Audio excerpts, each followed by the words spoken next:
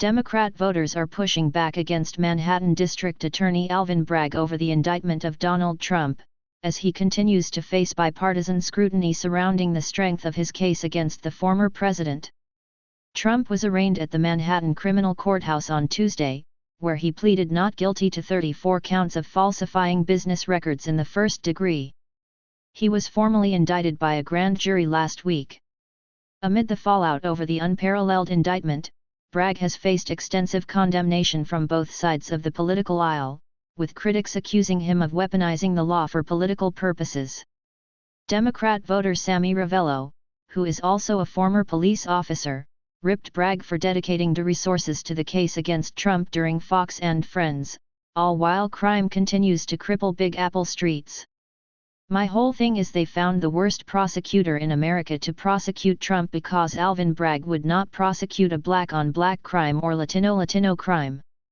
He'll set those guys free," Ravello told Ainsley Earhart on Wednesday. In the meantime, he goes after a former president. "This is a tragedy for America right now. We should not be celebrating," he continued. The indictment, which hinged on Bragg's years-long investigation of the former president, roots itself in alleged hush money payments made before the 2016 presidential election. These include the $130,000 payment made to adult film actress Stormy Daniels and the $150,000 payment made to former Playboy model Karen McDougal.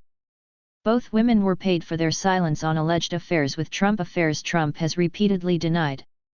Those payments had been investigated by the U.S. Attorney's Office in the Southern District of New York and by the Federal Election Commission, FEC. Federal prosecutors in the Southern District of New York opted out of charging Trump related to the Daniels payment in 2019. The FEC also tossed its investigation into the matter in 2021. "I think we're concentrating on the wrong thing and that this may backfire," Ravello said later in the show.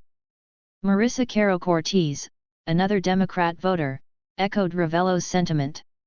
She argued that although she is not a fan of the former president, she was expecting more with the charges. "Enough is enough already," she said. "If we're going to start pinpointing politicians for all of their business affairs, looking deeper into things that they've done in the past, we need to investigate all of them. He's not the first person who's done this. Again, I'm not defending him. I would never defend President Trump, but I feel like there's a lot of distraction going on, and we need to just get away with this and focus on the real issue," she continued. Despite the previous decisions opting against pursuing the case, Bragg said his office obtained additional evidence that altered the investigation's trajectory. "We have a distinct and strong, I would say, profound independent interest in New York State," Bragg said during a post-arraignment press conference Tuesday. "This is the business capital of the world. We regularly do cases involving false business statements. The bedrock, the basis, for business integrity in a well-functioning business marketplace is true and accurate record-keeping. That's the charge that brought here, falsifying New York State business records." Nonetheless, his critics have been quick to note what many call a double standard on Bragg's handling of violent criminals versus the former president.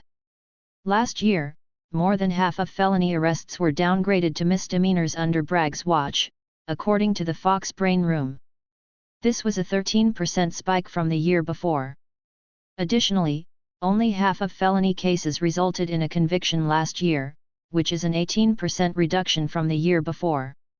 Dominic Ciccarelli, an independent voter, accused the district attorney of being motivated by politics, arguing everyday Americans care more about other issues facing their families. "Alvin Bragg has spent his entire career keeping criminals out of jail, so it's impossible for me to believe that this is not politically driven," Ciccarelli said. "The American people care about hush money with Stormy Daniels just as much as they care about Bill Clinton and Paula Jones' sexual harassment settlement cases. What the American people care about is presidents becoming richer during their presidencies and becoming presidents, and maybe political figures, to line their own pockets," he continued. "And America really, I think, is grateful for Trump for putting America first and pushing hard for America and coming out almost less wealthy than he did when he came in because he sacrificed, his personal life supporting the country. Trump is not due in court again until December.